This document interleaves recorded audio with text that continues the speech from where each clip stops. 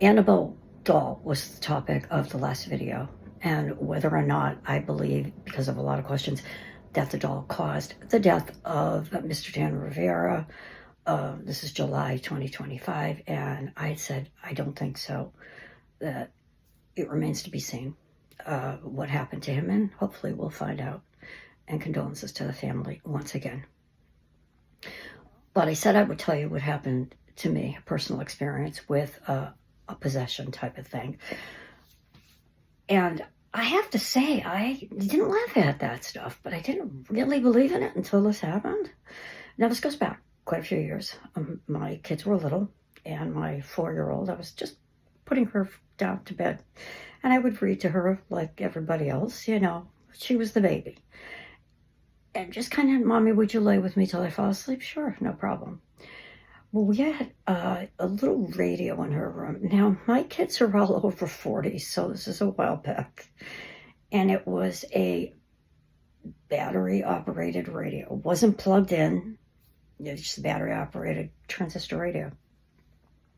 It did have FM, though. So, ooh.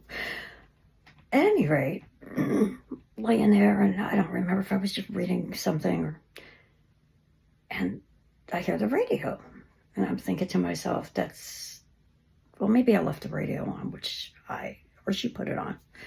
So I got up, turned the radio off, or turned it down, or I thought I turned it off. I hear it again a few minutes later, only this time it's louder. And I'm thinking, okay, that's strange. Turn it off again. Now, for anybody who's been around a long time, or ask your parents or grandparents, when you turned it off with a knob, it made a click. So you know when this thing was off. I didn't hear a click when it went back on, which is strange. And my gut feeling is if that was a ghost, you'd hear the click. Because a ghost, remember, is a human who's died. So could they possibly turn it on without the click? I think. But usually, being in the paranormal field, we would hear that click. I did it again, shut it off, and it went on again. And this was the third time, and it was even louder. Okay, I shut it off, got nervous. Now, that radio had been around for a while. So the next day, I started thinking, well, what came into the house that was new? I hadn't gone to tag sales.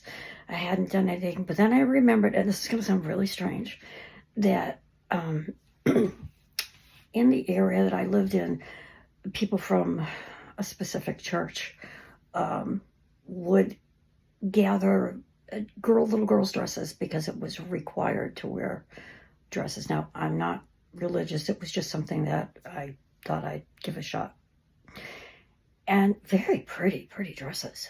And I had just been delivered a bag of them because their kids had a gorgeous. They were in beautiful condition, literally only worn on Sunday. And I thought, that's not possible. These are church people. Well, it doesn't matter. So I took the bag the next day, and I tied it up, and I took it outside, left it outside, and left it outside for a week. Took it back in. Guess what? The radio went back on again. Same time, same station, same thing. So I took it out and I threw them out. I didn't know what to do.